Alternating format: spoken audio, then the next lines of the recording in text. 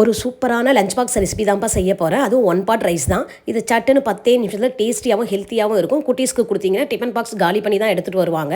அது என்னன்னு பார்த்தீங்கன்னா, ஒரு கப் சென்னா எடுத்து வச்சுருக்கேன், ஒரு கப் வந்து பாஸ்மதி ரைஸ் எடுத்து வச்சுருக்கேன். ஒரு குக்கரை வச்சு தேவையான அளவு எண்ணெய், அதில் ஒரு ஸ்பூன் நெய் விட்டு இது ஹோல் ஸ்பைசஸ் போட்டுக்கணும்ப்பா. பிரியாணி மசாலாவை போட்டுட்டு ஒரு பெரிய வெங்காயமும் கருவேப்பிலையும் எடுத்து வச்சுருக்கேன். பெரிய வெங்காயத்தை நீல வாக்கில் கட் பண்ணியிருக்கேன். அதுக்கு வதங்கிறதுக்கு சீக்கிரமாக வதங்குது உப்பும் போட்டிருக்கேன். வெங்காயம் மட்டும் இந்த மாதிரி பதத்தில் வதங்கணும், நல்லா கோல்டன் ப்ரௌனில் வதங்கணும். அப்புறம் காரத்துக்கு ஒரு ஸ்பூன் வந்து வெறும் மிளகாத்தூள் போட்டிருக்கேன்ப்பா. காரம் வந்து உங்களுக்கு தேவையான அளவு போட்டுக்கோங்க. அதே மாதிரி தக்காளியும் ஒரு தக்காளி, ஒரு வெங்காயம் ஒரு தக்காளி நீல வாக்கில் கட் பண்ணி வச்சுருக்கேன்.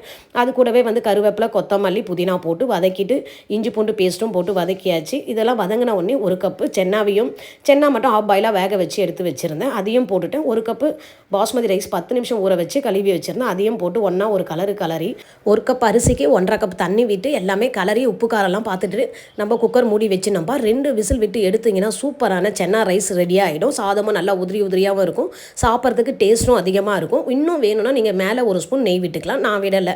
இந்த மாதிரி நீங்கள் குழந்தைங்களுக்கு லஞ்ச் பாக்ஸ் செஞ்சு கொடுத்து பாருங்களேன். அவங்களுக்கு பிடிச்ச மாதிரி நம்ம செஞ்சு கொடுக்க சொல்ல அவங்க விருப்பமாக சாப்பிட்டு டிஃபன் பாக்ஸே காலியாக வரும். இந்த சென்னா ரைஸ்க்கு பெஸ்ட் காம்பினேஷன் தயிர் பச்சடி கொடுக்கலாம். குழந்தைங்களுக்கு இன்னும் ஹெல்த்தியாக இருக்குன்னா ஒரு பாயில்டு எக் கொடுத்துருங்கப்பா. இந்த மாதிரி ரெசிபி வீடியோ பார்க்க அம்மா சேனலை சப்ஸ்கிரைப்